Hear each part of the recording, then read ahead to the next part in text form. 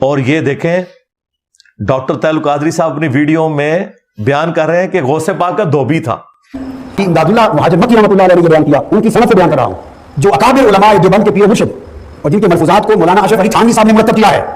آپ کو حوالہ دے دیا میں نے، یہ کسی کی بات نہیں ہے یا کوئی مت سمجھے کہ ایسے کسی نے. حاجی امداد اللہ مہاجر مکی رحمۃ اللہ علیہ کی سند سے کوٹ کر رہا ہوں. ان سے پوچھا یہ جو واقعہ ہے کہ ایک شخص فوت ہو گیا اور فرشتے قبر میں آئے اس سے حساب کتاب پوچھنے کے لیے کہ تیرا رب کون ہے اور تیرا دین کیا ہے، سوال کیے اور ہر سوال کے جواب میں کہے میں غوث پاک کا دھوبی ہوں.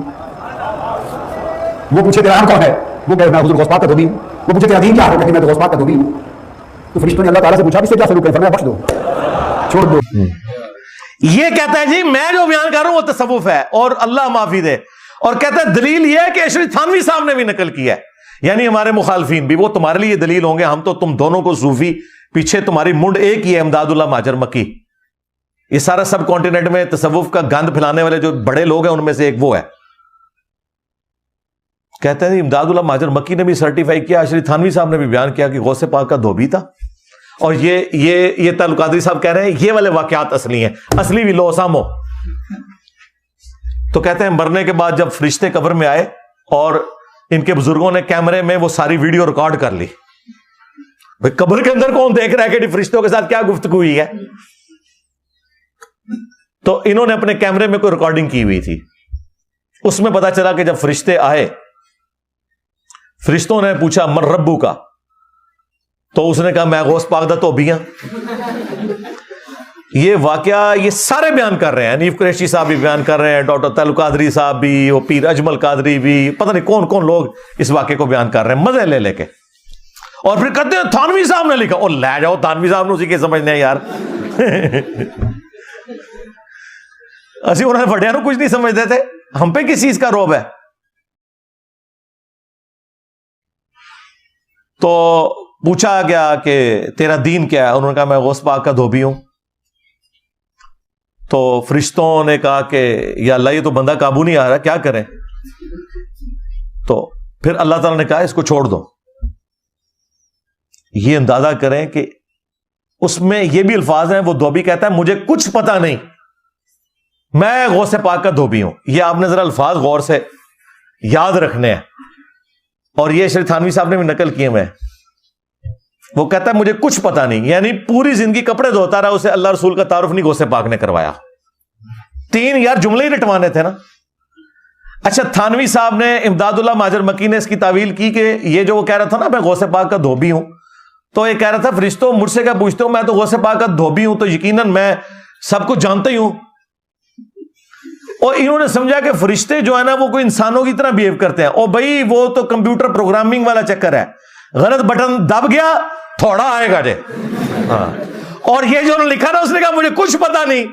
جو یہ کہتا ہے نا مجھے کچھ پتا نہیں، تو صحیح بخاری اٹھا کے دیکھے اس کو فرشتے گرز مارتے ہیں، وہ زمین کے برابر فلیٹ ہو جاتا ہے اور زمین و آسمان کی تمام مخلوقات اس کی چیخیں سنتی ہیں سوائے جنوں اور انسانوں کے. دھوبی کے ساتھ تو یہ ہوئی ہوگی پھر جب اس نے کہا مجھے کچھ پتا نہیں. فرشتوں کو تو پتہ ہی نہیں کہ کوئی اور جواب ہی دینا ہوتا ہے. فرشتوں کو 2 جواب بتائے گئے ہیں جو بخاری میں بھی حدیث ہے، ابو داؤد میں بھی اور کئی کتابوں میں. ربی اللہ یہ جواب دے گا، دینی الاسلام،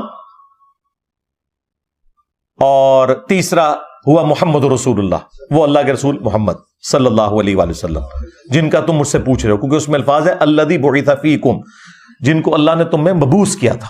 یہ نہیں کہ نبی الاسلام سامنے موجود ہوتے ہیں، کیونکہ مسند احمد میں موجود ہے کہ وہ انسان پوچھتا ہے کہ کس مرد کے بارے میں مجھ سے سوال کر رہے ہو، تو فرشتے کہتے ہیں جو تم میں نبی بن کے آیا تھا، مبعوث ہوا تھا.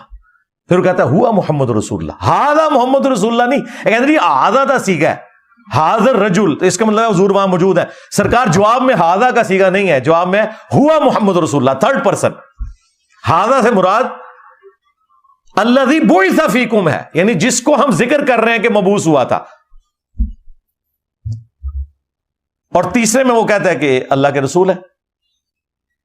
پھر فرشتے 4تھا سوال پوچھتے ہیں جو مولویوں نے چھپایا ہوا تھا کہ تجھے کیسے پتا چلا، تو وہ کہتا ہے میں نے اللہ کی کتاب پڑھی، میں اس پر ایمان لایا اور میں نے ان کے نبی ہونے کی تصدیق کی. 4تھا سوال اصلی سوال ہے قبر کا. اور جو منافق ہے وہ کیا کہتا ہے، مجھے کچھ پتا نہیں، ہائے ہاتا لا ادری لا ادری، وہی جو دھوبی نے کہا تھا مجھے کچھ پتا نہیں، مجھے کچھ پتا نہیں. ہاں تو بھی گیا. غوث پاک کا دھوبی، آج غوث پاک کا دھوبی بھی گیا. اس میں لکھا انہوں نے کہا مجھے کچھ پتا نہیں. ہر جواب میں وہ کہتا ہے مجھے کچھ پتا نہیں، مجھے کچھ پتا نہیں. تو فرشتے اس سے چوتھا سوال کرتے ہیں، تو نے خود پڑھ کے حق تک پہنچنے کی کوشش کیوں نہیں کی، یا کسی ایسے شخص سے تو سمجھ لیتا حق کو کہ جو تجھے اللہ تک پہنچا دیتا. پھر بخاری کے الفاظ ہیں، مسلم میں بھی حدیث ہے، ترمذی میں بھی ہے، ابو داؤد میں بھی ہے کہ فرشتے اسے لوہے کا ایک گرز مارتے ہیں. یہ اس کا ایک سمجھ لیں استقبال ہوتا ہے، اور وہ زمین کے ساتھ فلیٹ ہو جاتا ہے، اور اس کی چیخوں کی آواز پوری کائنات سنتی ہے سوائے انسانوں اور جنوں کے، اور اگر یہ سن لیں تو یہ بے ہوش ہو جائیں کیونکہ یہ مکلف ہے شریعت کے. پھر اس کی ہڈیاں ایک دوسرے میں پسلیاں مل جاتی ہیں، یوں اس کو کور کرتی ہے. لہذا غوث پاک تو ابھی تک گیا، آج غوث پاک تو ابھی بھی گیا، کیونکہ انہوں نے کہا منو کچھ پتا نہیں، منو کچھ پتا نہیں، میں غوث پاک تو ابھی گیا. اور تھانوی صاحب نے جو ایک کتا لال کرنے کی کوشش کی کہ اس نے کہا کہ غوث پاک کا دھوبی سے مراد یہ ہے کہ میں غوث پاک کا دھوبی ہوں تو لہذا میں قرآن و سنت کا ماننے والا ہی ہوں گا. اندازہ کرو. اور ظالموں، جو حضور کی سواری کا کجاوا کستا تھا، جو حضور کو وضو کرواتا تھا، جو صحابی تھا جس کے بارے میں بخاری مسلم میں صحابہ نے کہا کہ اس سے شہادت مبارک ہو، مدم کو، آپ نے فرمایا تم شہادت کہہ رہے ہو، میں نے دیکھا ہے خیبر کے موقع پہ اس نے ایک چادر چوری کی تھی مال غنیمت میں سے، اللہ نے آگ کی اسے پہنا دی ہے. تو صحابہ کرام اپنے گھروں میں دوڑے، اگر کسی نے کوئی ایک رسی کا ٹکڑا بھی اٹھایا تھا نا، وہ بیت المال میں جمع کروایا کہ بغیر اجازت کے لے کے گئے. صحابہ نے کہا اسے شہادت مبارک ہو، اس کا مطلب وہ صحابی کے طور پہ ہی تھا. یہ غوث پاک کا دھوبی لے کے بیٹھے ہوئے ہیں، اور بھائی یہاں تو نبی کے دھوبی کے معاملہ کیا ہے. ہاں یہ کہانیاں کروانی بند کرو، ان چیزوں سے باہر نکلو. جی غوث پاک نے فرمایا کہ میں اپنے سارے مریدوں کو لے کے جاؤں گا. کتنے لے کے جاؤ گے؟ حضور تو فرما رہے اے میری بیٹی فاطمہ، میرے مال سے جو لینا ہے لے لے، اگر اللہ کے حضور پکڑی گئی میں تیرے کچھ کام نہیں آؤں گا. اور فاطمہ وہ ہے جو جنتی عورتوں کی سردار ہے، عام عورت نہیں ہے. یہ نبی الاسلام نے امت کو بتایا تھا کہ اگر میں فاطمہ کے لیے بات کر رہا ہوں تو کسی غوث کتب ابدال کے دعووں سے دھوکے میں تم نے نہیں آنا. ظاہر ہے یہ بات آپ انگریز کے سامنے رکھیں کہ جی ہمارا پیغمبر وہ ہے جو کہتا ہے کہ میری بیٹی جو جنتی عورتوں کی سردار ہے، اس سے بھی کہہ رہا ہے کہ تم نے اپنے اعمال کے ساتھ آنا ہے. اور مسلم کی حدیث ہے کہ جسے اس کے عمل نے پیچھے چھوڑ دیا، اس کا نسب اسے آگے نہیں لے کے جا سکتا. بات ہی ختم ہو گئی. تو گورا صاحب یہ ذرا فیصلہ کریں گے، عبد القادر جیلانی یہ کہہ سکتے ہیں میں اپنے مریدوں کو جنت میں لے جاؤں گا؟ وہ کہے گا یار ایک اور دے، انہیں لگتا ہے قرآن حدیث بھی نہیں پڑھا ہوا. بزرگوں کو بچانا ہے نا، یقین کریں صرف ان لوگوں کے علم پہ ہمیں شک نہیں ہے، ہمیں تو ان لوگوں کے ایمان بھی مشکوک نظر آتے ہیں آپ لوگوں کی حرکتوں کی وجہ سے کہ انہیں بیسک دین کا نہیں پتا تھا، ورنہ یہ حرکت کوئی کر سکتا ہے. تمام اولیاء کی گردن پہ میرا پاؤں ہے. استغفر اللہ. کہتے ہیں سبحان اللہ. توبہ توبہ توبہ. یار تکبر. کیا ابو بکر عمر عثمان علی نے کبھی کہا کہ تمام صحابہ کی گردن پہ ہمارا پاؤں ہے؟ صحیح بخاری میں حدیث ہے، آپ کا بیٹا محمد بن انفیہ پوچھتا ہے بتائیں امت میں رسول اللہ کے بعد سب سے افضل کون ہے؟ تو مولا علی کہتے ہیں ابو بکر. پوچھا اس کے بعد، فرمایا عمر. تو بیٹا کہتا ہے مجھے خدشہ ہوا، تیسری دفعہ پوچھا تو عثمان کا نام لیں گے. میں نے کہا پھر ابا جی پھر تو آپ ہی ہوں گے. آپ نے فرمایا میں تو عام مسلمانوں میں سے ایک مسلمان ہوں. مولا علی جو اہل البیت میں سے ہیں وہ کہہ رہے ہیں میں عام مسلمانوں میں سے ایک مسلمان ہوں. یہ ان کی عاجزی ہے، بالکل ٹھیک ہے، لیکن انہوں تو نہیں کہا کہ میرا قدم سارے اولیاء کی گردنوں کے اوپر ہے. عبد القادر جیلانی تو شاہی کوئی نہیں، مولا علی سا ہے ہی کوئی نہیں، عبد القادر جیلانی تو شاہی کوئی نہیں. جھوٹ مشہور کر دیا وہ، اپنی طرف سے باتیں بنا کے ان کی طرف منسوب کر دی ہوئی ہیں. اور ویسے عبد القادر جیلانی جو ان کے ساتھ کر کے گئے ہیں وہ چھوڑ دیں آپ. سب سے پہلے تو انہوں نے نماز کا طریقہ جو غنیت الطالبین میں لکھا ہے نا، وہ لکھا ہے رفع الیدین والا جو ان کی موت ہے. یہ دو میری باتیں یاد رکھنی ہے. ایک ان کو کہنا ہے 11ویں والے پیر کی نماز کا طریقہ بتاؤ، اور دوسرا بتاؤ قادیانی کس طرح نماز پڑھتے ہیں، تمہاری طرح، حنفیوں کی طرح. قادیانی حنفی ہیں. جو رفع الیدین پہ حملہ کرے دو باتیں یاد رکھنا. ان کو کہو کہ عبد القادر جیلانی نے نماز کا یہ طریقہ لکھا ہے اور قادیانی اس طریقے پہ پڑھتے ہیں جو تم پڑھ رہے ہو بغیر رفع الیدین کے. دسو ان قادیانی نے نماز پڑھنی ہے یا عبد القادر جیلانی علی پڑھنی ہے, یا ہماری نظر میں رسول اللہ والی صلی اللہ علیہ وآلہ وسلم. غنیت الطالبین میں انہوں نے حنفیوں کو گمراہ جہنمی فرقہ ڈکلیئر کیا. کہنا نہیں وہ کوئی اور حنفی تھے جن کو وہ کہتے تھے, اس زمانے میں تھے. ایک نے جواب دیا نہیں یہ لگتا ہے کتاب بعد میں بدل گئی ہے. انہوں سمجھ لگی سامنے کیا ہوا ایسی, لیکن کتاب بدل گئی ہے, ہمیں کیسے کہہ سکتے ہیں. انہوں نے حنفیوں کو جہمیہ لکھا ہے کہ یہ ایمان کے کم اور زیادہ ہونے کے قائل نہیں ہے, اور انہوں نے لکھا کہ اہل حدیث اہل سنت ہے. انہوں نے کہا حنفی اہل سنت نہیں نے. یہ عبد القادر جیلانی صاحب لکھ کے گئے, انہوں نے چھاپا لوزامو.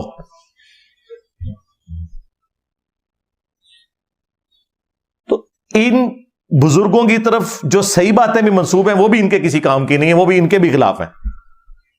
جو غلط ہیں وہ تو ہم دونوں کے نظیر کی خراب ہیں, اور جو صحیح ہے وہ ان کے کام کی بھی نہیں ہے, وہ ان کے بھی خلاف ہے. اے نگاہ مار کے صرف مرید ہی ساڑ سکتے جے. ہاں جی عبد القادر جیلانی کا مرید تھا جی, لوٹے جی ٹوٹی نہیں, انہیں سیدھی رکھی, بندہ مار چھڑیا.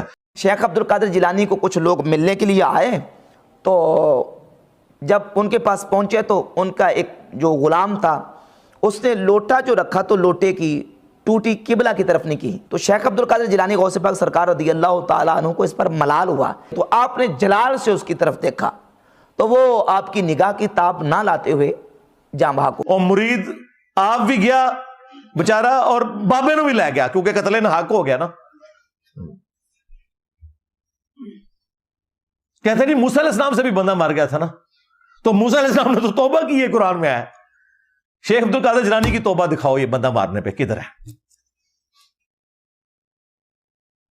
اور وہ تو غلطی سے ہوا تھا, یہ تو نگاہیں مار کے, ان کو پتہ ہے ان کی نگاہیں اتنی خطرناک ہے کہ بندے ساڑ دینی ہے, انہیں جان بوجھ کے مارا ہے. انہوں تو بیچاروں نے موقع مارا تھا لڑائی چھڑانے کے لیے, کوئی خنجر نہیں مارا تھا, انہوں تو لیزر ماری اپنی اکھاں دی.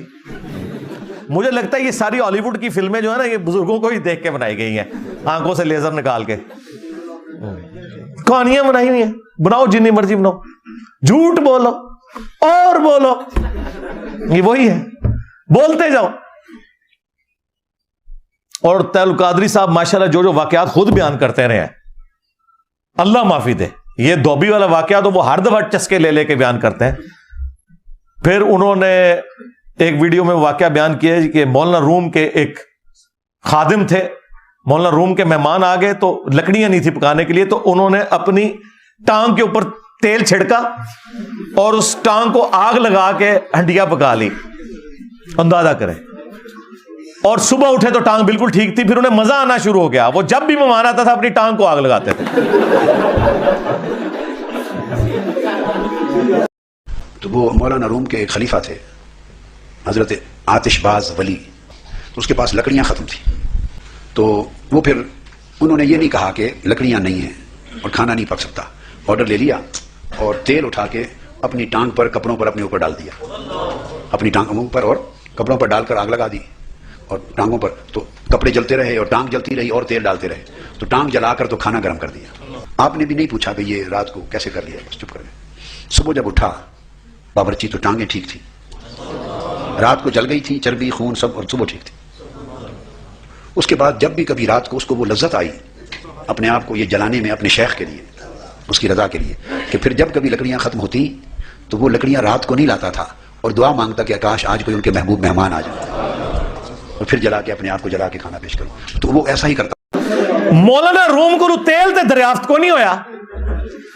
تیل کا پہلا کنواں تو 1853 میں پنسلوینیا امریکہ میں نکلا, اور مولانا روم تو اس سے کئی سو سال پہلے مر چکے ہیں. ایک ایڑا تیل چھڑک دے رہے ہوتے. ویسے میں مسئلہ حل کر دوں گا, مٹی کا تیل نہیں تھے چھڑک رہے, کوئی اور تیل ہوگا, کوئی زیتون کا یا کوئی اور تیل, سرسوں کا یہ ہوگا, تھوڑا جنہوں بینیفٹ بھی دئیے. ہو سکتا ہے پھر کہنے گیا رہے بالکل ہی سانو کھڈے لین لا رہے ہیں. عام بندے تو یہ سمجھا کہ مٹی کا تیل ہوئے گا, نہیں, وہ حضرت ایڈون نے دریافت کیتا سی, کرسچن سن, مٹھی داڑھی سی, حضرت ایڈون. اور سعودیہ میں 1944 میں تیل کا پہلا کنواں نکلا ہے, ارامکو کمپنی امریکہ کی, اس نے نکالا تھا. اور دیکھیں سارے بزرگوں کی مٹی پلید ہوئی ہے. یہ سارے حج عمرے کے لیے تو جاتے تھے نا, کسی نے تیل نہیں نظر آیا ہوتے. ہائے ہائے سعودی تیل نکلے, اب بزرگاں دی بزرگی بھی لے گئے. کیوں؟ یہ تو کہتے اوپر دیکھا جی 7 سمانہ دے ہوتے, تھلے 7 زمینہ, تیل بھی گراس. 100 سال نہیں ہوئے, 80 سال ہوئے ہیں سعودیہ میں تیل نکلے ہوئے. اتنی غریب قوم تھی. حضرت گورا صاحب نے آ کے, ارامکو کمپنی نے, حضرت امریکہ کی حضرت ارامکو کمپنی, اور ہمارے اسپیکرز ہمیں کہہ رہے ہیں ہم نے ڈنڈے لے کے نا امریکہ انشاءاللہ فتح کر لینا ہے. تھوڑا تیل بھی انہوں نے پہ جانا ہے جس سے تھوڑی آکڑ ہے. آج کمپنیاں وہاں سے چلی جائیں نا, پوری دنیا کے مسلمان مل کے ایک تیل کا کنواں نہیں چلا سکتے. ٹیکنالوجی ساری ان کے پاس ہے. کہانیاں سنیں ان کی.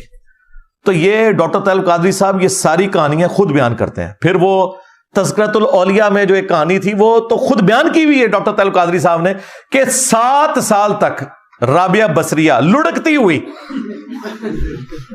7 سال میں حج کے لیے پہنچی, کلبازیاں کھاتی ہوئی.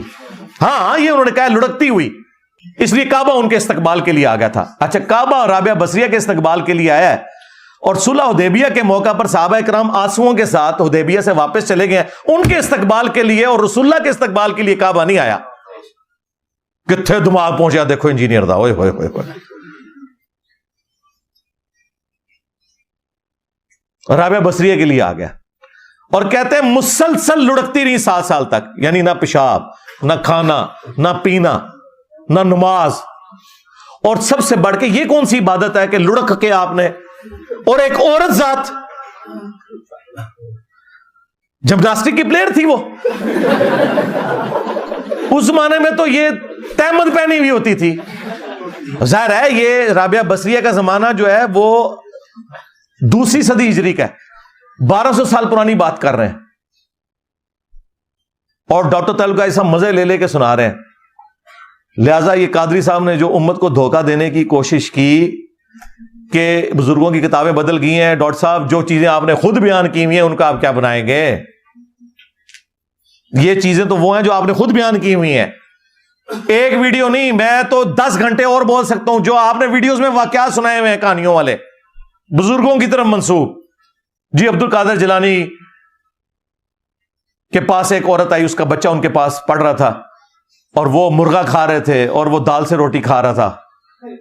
تو مرغا تھوڑی دیر بعد انہوں نے ہڈیوں پہ کم بھی زندہ پڑا تو مرغا زندہ ہو گیا. انہوں نے کہا جب تیرا بیٹا اس مرتبے پہ پہنچے گا نا تو وہ بھی مرغا کھا لے گا. اس مرتبے پہ پہنچے بغیر مرغا نہیں کھانا کسی نے. حضرت ابو بکر, عمر, عثمان علی نے کتنے ککڑ زندہ کیتے ہیں.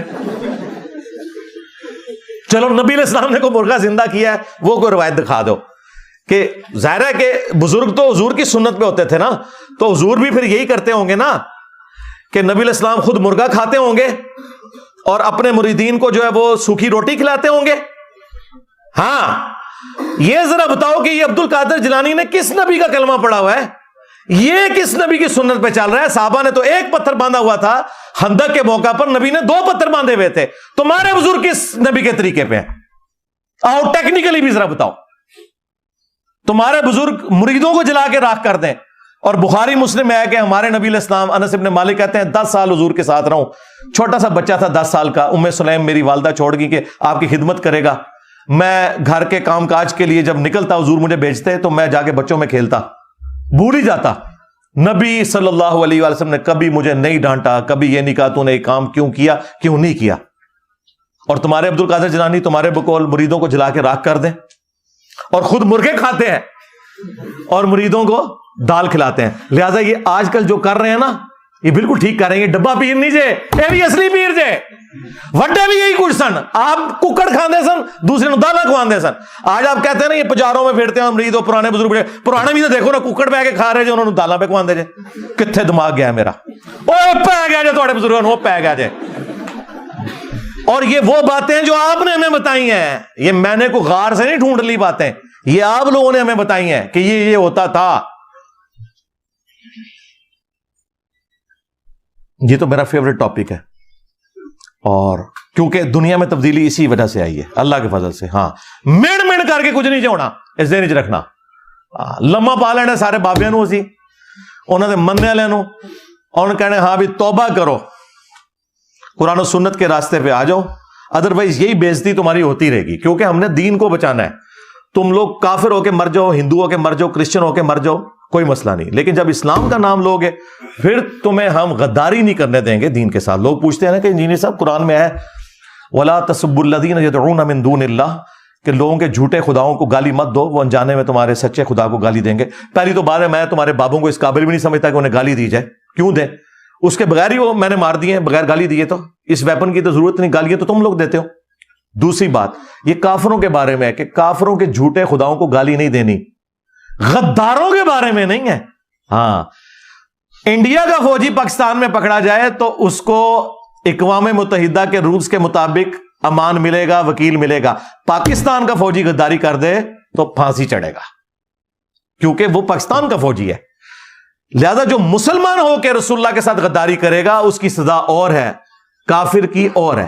میں بابوں پہ اس لیے تفتا ہوں کہ انہوں نے نبی کا نام یوز کیا ہے. یہ ہندو آگے مر جائیں ہم کبھی بھی ڈسکس نہیں کریں گے, عزتیں تم ہمارے نبی کے نام کے اوپر ویل کرو اور ان کے دین کے ساتھ یہ کچھ کرو, نہیں چھوڑا میں یہ توڑا کو بابا چھڑنا, بالکل میرا ایک نعرہ ہی تمہارے بابوں کو لے ڈوبا ہے, میرے نبی سا ہے ہی کوئی نہیں, تیرے بابے تھے شاہ ہی کوئی نہیں. صلو علی محمد وآل محمد, اللہم صلی علی محمد وعلی آل محمد واصحاب محمد وازواج محمد وامت محمد اجمعین الی یوم الدین, آمین. اچھا غوث اعظم کا مطلب بھی بتا دیں اور یہ بھی بتا دیں آخر ہے کون؟ غوث اعظم تو اللہ تعالیٰ کی ذات ہے جی, اس میں کوئی شک نہیں ہے. غوث کہتے ہیں مددگار کو, بڑا مددگار, سب سے بڑا مددگار کون ہے؟ اللہ.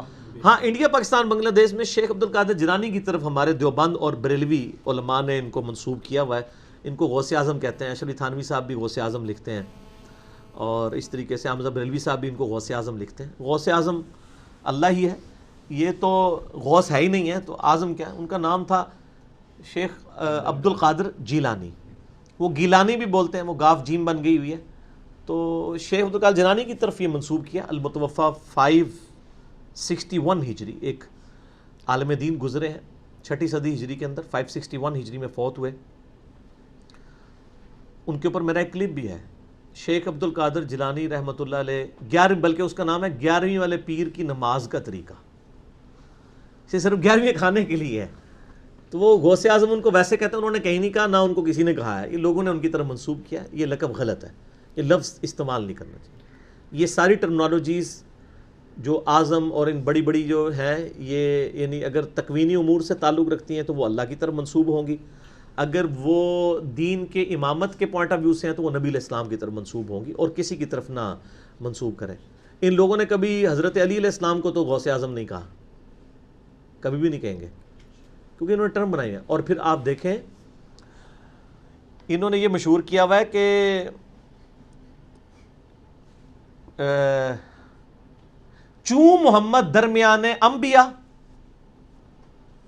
غوث اعظم اسی طرح غوث اعظم درمیان اولیاء. وہ کہتے ہیں جس طرح نبی صلی اللہ علیہ وآلہ وسلم کا مرتبہ نبیوں میں ہے نا, اسی طریقے سے شیخ عبد القادر جیلانی کا مرتبہ اولیاء میں ہے. کتنا بڑا جھوٹ ہے. صحابہ کرام کیا نبی ہیں؟ تو اولیاء کی کیٹیگری میں آتے ہیں. صحابی تو ان کا ایک ٹائٹل ہے نا, وہ علیحدہ چیز ہے. ٹرم جو قرآن و سنت میں آئی ہے وہ تو یہ نبی آئی ہے, اور غیر نبی جو نیک ہوتا ہے ولی, اسی میں آگے آپ شہید صدیق, وہ تو مرتبے ہیں. ٹرمز دو ہی ہیں نیک بندوں کی, نبی اور غیر نبی. غیر نبی کو آپ ولی کہتے ہیں جو نیک ہو. قرآن میں بھی ہے نا کہ کچھ اولیاء اللہ ہوتے ہیں, کچھ اولیاء طاغوت ہوتے ہیں, شیطان کے اولیاء ہوتے ہیں, کچھ اللہ کے اولیاء. امام حمزہ بریلوی صاحب سے احکام شریعت میں یہ سوال ہوا کہ اولیاء اللہ کے سردار کون ہے, تو انہوں نے کہا حضرت ابوبکر صدیق رضی اللہ تعالیٰ عنہ. انہوں نے شیخ عبد القادر جیلانی کا نام نہیں لیا. یہ حمزہ بریلوی صاحب کی میں بات کر رہا ہوں. تو سر یہ جعلی شعر اپنی مسجدوں سے ہٹائیں, ٹھیک ہے, یہ کام چھوڑ دیں. آپ لوگ اگر خلفائے راشدین تک رہتے نا تو آپ کو ہدایت بھی مل جاتی. علیکم بسنتی وسنت الخلفاء الراشدین المہدیین, ابو داؤد ترمذی نسائی ابن ماجہ, تم پر میری سنت اور میرے خلفائے راشدین کی سنت لازم ہے. تو یہ تو پھر اپنے لوگوں کے ساتھ منسوخ ہے. بزرگوں کو ہمیں کوئی دشمنی نہیں ہے. آج اگر ہم حضرت عیسیٰ علیہ السلام کے بارے میں جو لوگ غلط عقیدے ہیں بیان کرتے ہیں اور ہم کہتے ہیں حضرت عیسیٰ اللہ کے بیٹے نہیں ہیں، وہ اللہ کے بندے ہیں. قرآن میں تو یہاں تک ہے وہ روٹی کھانے کے محتاج تھے، سورہ مائدہ آیت نمبر 75 میں. تو یہ حضرت عیسیٰ کی توہین نہیں ہو رہی ہوتی، یہ بتایا جا رہا ہوتا ہے ان کو خدا نہ مانے. آپ کے بزرگوں کی ہم کوئی توہین نہیں کرتے، وہ ہمارے بھی بزرگ ہیں. ہم یہ کہتے ہیں کہ ان کو نبی نہ مانیں، ان کو صحابہ کے مرتبے پہ نہ لے جائیں، ان کو جدھر ہے نا ادھر ہی رہنے دیں، اس سے نیچے بھی نہ کریں، اس سے اوپر بھی نہ کریں. آپ کے دل کی خواہشات کا تو ہم کچھ نہیں کر سکتے. تو علم کی یہ دنیا ہے، تو علم کے میدان میں جذبات کی کوئی حیثیت نہیں. ٹھیک ہو گیا. علی بھائی یہ بتا دیں کہ نماز غوثیہ کون سی نماز ہے اور اس کو پڑھنے کا طریقہ کیا ہے؟ ماشاءاللہ آپ صلاۃ و تسبیح کا طریقہ پوچھیں، کوئی اور طریقہ پوچھیں. نماز غوثیہ تو ہے ہی جھوٹی نماز منسوب کی گئی ہے شیخ عبد القادر جیلانی رحمۃ اللہ علیہ کی طرف، اور میں نے اس کے اوپر پہلے بھی ڈسکشن کئی دفعہ کی ہے. مسئلہ نمبر 3 دعا صرف اللہ ہی سے، اس میں بھی کی ہے. میرا ریسرچ پیپر نمبر جو 3 ہے نا، دعا صرف اللہ ہی سے، اس ریسرچ پیپر میں نماز غوثیہ کا پورا طریقہ لکھا ہوا ہے، اور اس کا باطل ہونا کتاب و سنت سے بتایا گیا. ویسے ضرورت نہیں ہے، اتنی بڑی شڈول ہے کہ آپ کو پتہ چل جائے گا. وہ اس کو صلاۃ الاسرار بھی کہتے ہیں بڑی راز والی ایک نماز ہے. وہ کہتے ہیں اس کی ترکیب یہ ہے کہ بعد از نماز مغرب سنتیں پڑھ کر 2 رکعت نفل پڑھے، اور بہتر ہے کہ الحمد کے بعد 11 بار کل شریف پڑھے. سلام کے بعد اللہ کی حمد اور نبی علیہ السلام پر 11 بار درود پڑھے، پھر عراق کی جانب 11 قدم چلے. ہاں جی نہیں نماز تو بعد سر تمہیں فکر پہ گی وچ باہر کا مسئلہ نہیں، مسئلہ ٹرنے کا ہے. ٹھیک ہے نا جی. تو عراق کی جانب 11 قدم چلے اور ہر قدم پر کہے یا غوث الثقلین، اے جنوں اور انسانوں کے فریاد رس. کس کو؟ عبد القادر جیلانی رحمۃ اللہ علیہ کو، اللہ کو نہیں وہ کہہ رہے. و یا کریم الطرفین، اور اے دونوں طرف سے کریم، یعنی ماں اور باپ دونوں کی طرف سے سید. اغثنی، میری مدد کیجئے. ومددنی، اور میری یعنی حاجت روائی کیجئے. فی قضاء حاجتی، میری حاجت کے معاملے میں. یا قاضی الحاجات، اے حاجتوں کے پورا کرنے والے. قاضی الحاجات آپ نقشبند کے سلسلے میں جو ختم پڑھا جاتا ہے نا ان کا، جو نقشبندیہ کا، اس میں تو اللہ تعالیٰ کے یہ وہ نام ایک پڑھا جا رہا ہوتا ہے یا قاضی الحاجات، وہ گیٹیاں پھینک رہے ہوتے ہیں. اور یہاں پہ شیخ عبد القادر جیلانی کے ساتھ نعوذ باللہ من ذالک. اور یہ بار شریعت میں سر لکھا ہوا ہے طریقہ. مفتی امجد علی صاحب احمد بریلوی صاحب کے خلیفہ ہیں، انہوں نے نماز والے چیپٹر میں نماز کا طریقہ لکھا ہوا ہے، اور ریاض قادری صاحب نے بھی فضائل سنت میں لکھا ہوا ہے یہ طریقہ. تو پرانی والی فضائل سنت میں، نئی والی میں مجھے نہیں پتا ہے یا نہیں ہے. یہ بالکل جھوٹی نماز ہے، باطل نماز ہے. یہ نماز پڑھنا تو بات کی بات ہے، یہ پڑھنے سے پہلے ہی آپ کے عقیدے کی خرابی ہو جائے گی جب آپ اللہ کے علاوہ کسی اور کو مدد کے لیے پکاریں گے. قرآن واضح ہے، ایاک نعبد و ایاک نستعین. ٹھیک ہوگا جی.